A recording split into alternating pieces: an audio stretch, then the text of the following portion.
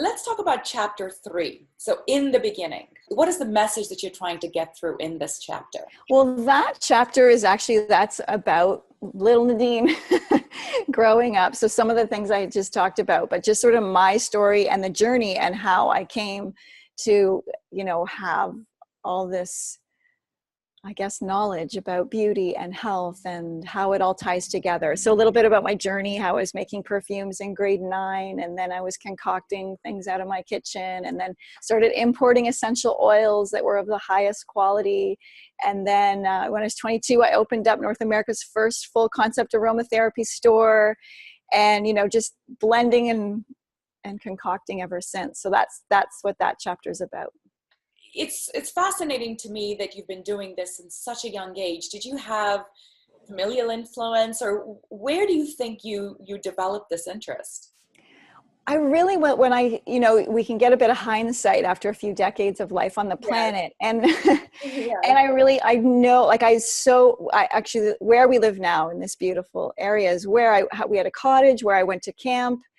And I was deeply, in the woods and in the forest and concocting things as a little girl. It was just mud and crushed geranium leaves. But I had this thing to mix things. And even in the home where I'd raid my mother's bathroom cabinet and put, perfume together with like cleaning products.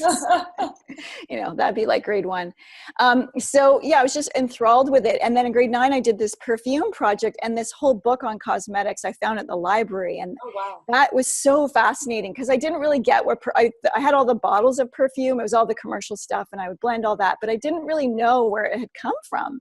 And it talked about ancient Egypt and that they were pressed from petals and like sluiced from sap and tinctured from trees. And I was just fascinated that medicine and perfume were really, back in the day, seen as one and the same. Mm-hmm. And the perfumers were the medicine makers and the medicine makers were the perfumists. And I found that thrilling.